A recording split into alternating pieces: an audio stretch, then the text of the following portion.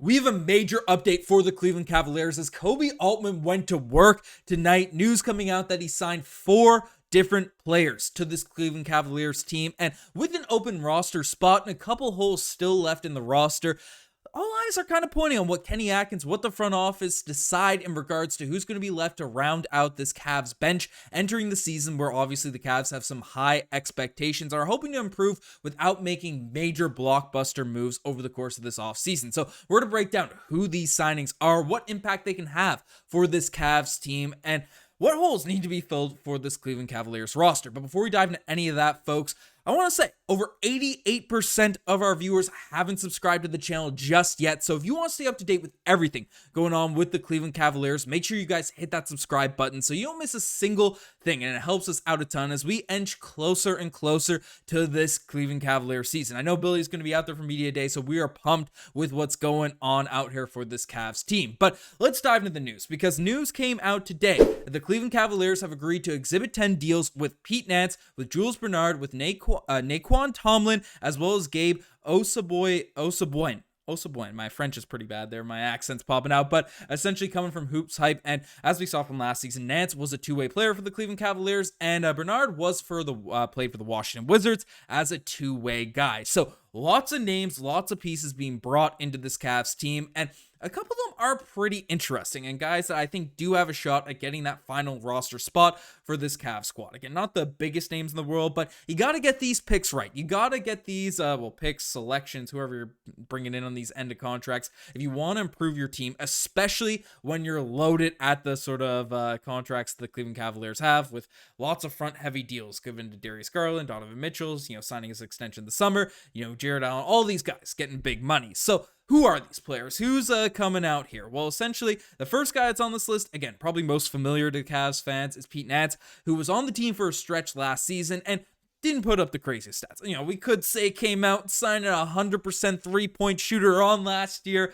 a bit disingenuous, only played 8 games, didn't take a ton of shots, but is definitely a guy that has some size, 6'11", can knock down the three as a big man spot. I mean, we can take a look at his stats in the G League, which is a much bigger sample size for this, the Cavs squad coming in here now to evaluate his talent, but averaged about 13.7 points per game in 26 games of action, for this Cavs, for the farm team out here last season in the G League, and shot 36% from 3. So he's a floor spacing big man that makes his free throws and knocks down some threes, and still averaged 1.6 blocks per night. So overall, can get some block some shots out there on the defensive end. Not the craziest of mobile athletes, but definitely a guy that, when you're 6'11" and you're shooting close to 36% from the 3-point line, that is a huge positive. And he impressed some people in the Summer League team. I know Cavs fans are talking about him in terms of his Summer League performance. So it's definitely a player that, given the fact the Cavs currently have a bit of a hole out there at the center spot,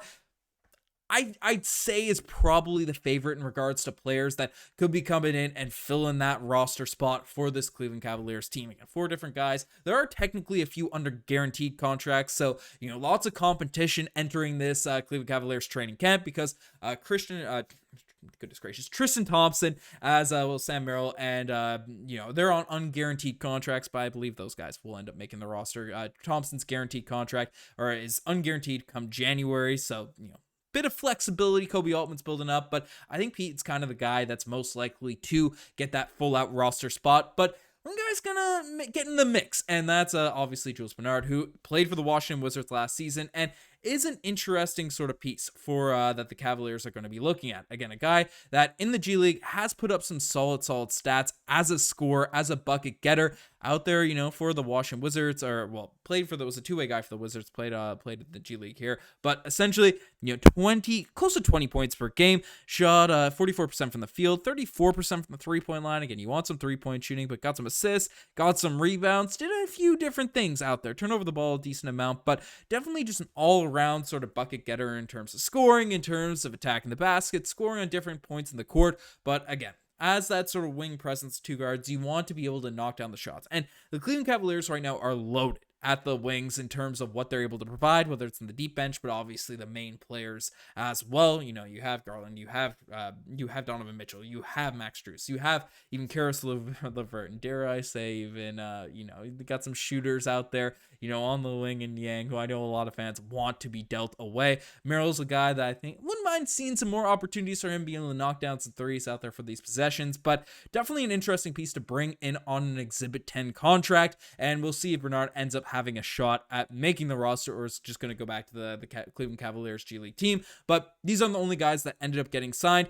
as Nae'Qwan Tomlin is also a piece that is brought in. Very athletic big man out here, 23 years old, coming in with a decent amount of potential, right? And essentially for the Cleveland Cavaliers Summer League team, came in as undrafted guy, and definitely didn't put up, set the world on fire by any stretch of the imagination. Didn't start for the Cavs team, but impressed with his hustle, energy. Averaged 7 points per game. Not much of a shooter. 44% from the 3-point line.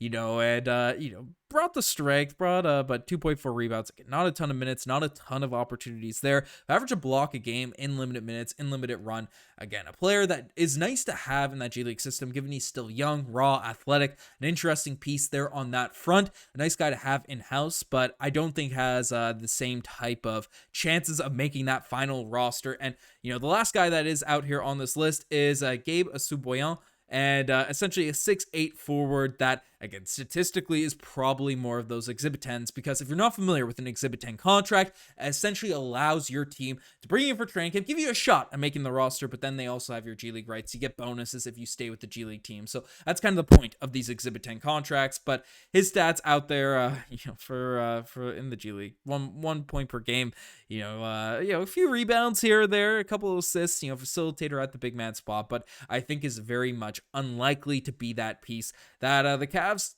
say, hey, we're giving you that final roster spot too. Because again, we can look at the depth of the roster, and the main sort of piece, the main area that is, up for question right now in terms of fit for this team is really at that center spot. Because obviously Evan Mobley can play the center, but Jarrett Allen is the really only natural center. The main guy, Kenny's probably going to want to be playing at that center spot going into this season. So, taking a flyer, Exhibit 10 deal, giving that final roster spot to a guy, especially where we're not sure what we're going to get out there of Tristan Thompson, going into next year, right? I think the main piece, I think Pete Nance is going to be the guy that gets a roster. Again, he's been acclimated to the system. He was on the team last year. Again, didn't set the world on fire by any stretch of the imagination, but definitely is a player that it's 6'11" guys that can shoot, still relatively young, 24 years old, right out there in NBA terms, I think is that piece that is going to have that final shot, assuming the Cleveland Cavaliers don't make a trade, don't make any moves leading up to training camp, because I know there's different trade rumors going out there around the NBA for these different players. So we'll see how it all shakes out in regards to what Koby Altman decides, but he definitely went to work in regards to, making some signings, making some moves here tonight. But let me know what you guys think about these Cleveland Cavaliers signings. Who do you want to see make the final roster? And make sure you guys have made this far, subscribe to Cavs Digest. Anyways, you guys are the best. I'm signing out. Cheers.